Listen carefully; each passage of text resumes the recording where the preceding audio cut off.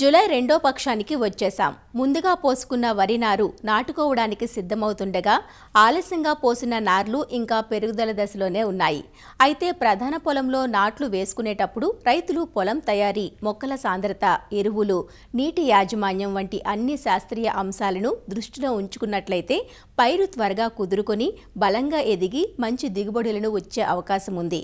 వరి నాట్లు వేసే సమయంలో ఎలాంటి జాగ్రత్తలు తీసుకోవాలో సూచిస్తున్నారు ప్రొఫెసర్ జయశంకర్, తెలంగాణ రాష్ట్ర వ్యవసాయ విశ్వవిద్యాలయం జగిత్యాల ప్రాంతీయ వ్యవసాయ పరిశోధనా స్థానం ప్రధాన శాస్త్రవేత్త డాక్టర్ డి శ్రీలత. ఈ ఖరీఫ్ సీజన్లో ఇప్పటికే వరి సాగుకు సమాయత్తమవుతున్న ఈ తరుణంలో చాలా విరివిగా నారుమళ్ళు కూడా ప్రారంభమైనాయి. అలాగే కొంతమంది రైతులు ఇప్పటికే మన ప్రధాన పొలంలో జనుము లాంటి పచ్చి రొట్టె ఎరువులు కూడా సాగు చేస్తున్నారు.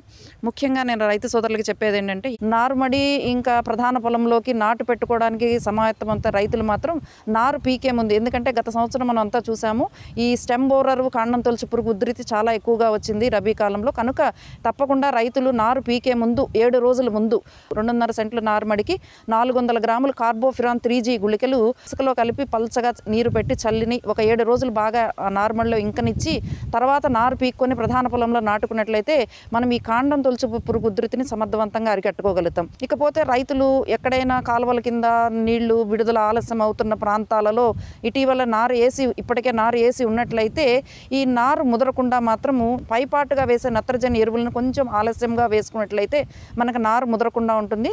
ఇకపోతే ప్రధాన పొలం దానికి వస్తే, ఇప్పుడే ఇటీవల కాలంలో చాలామంది రైతులు సబ్సిడీ మీద జీలుగా జనుము విత్తనాలు తీసుకొని వెదజల్లారు. చాలామంది రైతుల్లో ఇప్పటికే చాలా అవేర్నెస్ వచ్చింది. ఈ పచ్చి రొట్టె ఎరువులు అనేది తప్పనిసరిగా భూసారాన్ని పెంచుకోవడానికి వేసుకుంటున్నారు. ఈ జీలుగా అనేది కానీ జనుము అనేది కానీ మనం 45 నుంచి 50 రోజుల దశలో కొంచెము పూత స్టార్ట్ అవుతున్నప్పుడు దున్నుకోవాలి. ఈ దున్నుకున్నప్పుడు కనీసం దున్నిన తర్వాత మళ్ళీ నీరు పెట్టి దమ్ము చేసుకున్నప్పుడు తప్పనిసరిగా సూపర్ ఫాస్ఫేట్ అనేది వేయాలి. ఎందుకంటే మనందరికీ తెలుసు అది బాగా మురుగనిస్తుంది. కాకపోతే రైతులు గుర్తుపెట్టుకోవాల్సింది ఏంటంటే, ఇది బాగా మురుగుతున్నప్పుడు ఒక రకమైన మురుగు వాసన వచ్చేటప్పుడు 1-2 సార్లు నీటిని మార్చుకోవాలి. అదే మురుగు నీటిని అలాగే ఉంచకుండా మురుగు నీరు ఒకసారి తీసేసి మళ్ళీ మంచి నీటిని కనుక పెట్టుకుంటే మనకి ప్రధాన పొలంలో ఎటువంటి సల్ఫైడ్ ఇంజరీ ప్రాబ్లమ్స్ రాకుండా ఉంటాయి. ఆ తర్వాత రైతులు గుర్తుపెట్టుకోవాల్సింది ఏంటంటే, కనీసం ఈ జీలుగా జనుము విత్తనాలు భూమిలో కలయి దున్నేటప్పటికి నాటు పెట్టుకోవడానికి మినిమం ఒక 15 నుంచి 20 రోజులు కనీసం ఉండేటట్టుగా చూసుకొని దాని ప్రకారంగా నార్మల్ యాజమాన్యం చేసుకున్నట్లయితే తప్పనిసరిగా మనకి ప్రధాన పొలంలో వేసే వరి మంచి పిలకలు పెట్టి బాగా మనకి ఏపుగా పెరగడానికి అవకాశం ఉంటుంది. ఇకపోతే మనం అందరికీ తెలుసు, ప్రధాన పొలం అనేది ముందుగానే తొలకరి వర్షాల్లో ఇటీవల కాలంలో రైతులు ఆల్రెడీ భూములు దుక్కులు తయారు చేసి ఉంచుకున్నారు. వరి ప్రధాన పొలం తయారు చేసుకోవడానికి 1-2 సార్లు మనము కల్టివేటర్తో వేసుకున్న తర్వాత రోటావేటర్ అదంతా వేసుకొని బాగా చదును చేసుకోవాలి. అలాగే ప్రధాన పొలం చుట్టూ కూడా ఎక్కడైనా లో లయింగ్ ప్రాంతాల్లో ఏదైనా అధిక వర్షాలు పడితే బయటకి కానీ తర్వాత మురుగు నీరు తీసేయడానికి కూడా అవకాశం ఉన్నట్లు కాలువలు కూడా ఏర్పాటు చేసుకోవాలి. ఇలాగ మనం ప్రధాన పొలం రెడీ చేసుకున్న తర్వాత సుమారుగా 25 నుంచి 30 రోజుల నారుని కనుక మనం నాటుకున్నట్లయితే మంచి పిలకలు పెట్టడానికి ఉంటుంది. లైన్ సోయింగ్లో వెళితే 20 సెంటీమీటర్లు, అలాగే మొక్కకి 15 సెంటీమీటర్లు దూరంతో వేసుకోవాలి. చిక్కు నాటు అయినా కూడా చదరపు మీటర్కి 33 మొక్కలు ఉండేటట్టుగా మాత్రం తప్పనిసరిగా చూసుకుంటే మనకు మొక్కల సాంద్రత కరెక్ట్గా ఉండి మనం ఆశించిన దిగుబడులు తీసుకోవడానికి అవకాశం ఉంటుంది. ఇకపోతే ప్రధాన పొలంలో నాటు పెట్టిన తర్వాత మనకు ప్రధానంగా చూసుకోవాల్సింది, మనం ఆల్రెడీ నాటు పెట్టే ముందు సూపర్ ఫాస్ఫేట్ మురగనిచ్చినప్పుడు వేస్తాం కాబట్టి ఒక బస్తా DAP వేసుకుంటే ఎకరాకి సరిపోతుంది. ఒక 1/2 బస్తా పొటాషు, అలాగే ఒక బస్తా యూరియాని కనుక వేసుకొని నాటు పెట్టుకుంటే తర్వాత యూరియాని 2 దఫాలుగా పిలకలు పెట్టే దశలో ఒకసారి, అలాగే తర్వాత పొట్ట దశలో ఒకసారి వేసుకుంటే, పొట్ట దశలో వేసుకునే యూరియాతో పాటు తప్పనిసరిగా పొటాష్ అనేది రైతులు అలవాటు చేసుకోవాలి.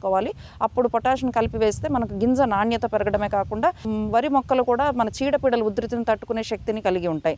ఇకపోతే ప్రధాన పొలంలో మనకి ఇటీవల కాలంలో చాలా మంచి కలుపు మందులు వచ్చాయి. నాటు పెట్టిన 8 నుంచి 10 రోజుల్లోపు అయితే మనకి ప్రెటిలాక్లోర్ అనే మందు ఉంటుంది. అది ఒక 600 మిల్లీలీటర్లు మందు కానీ స్ప్రే చేసుకోవచ్చు.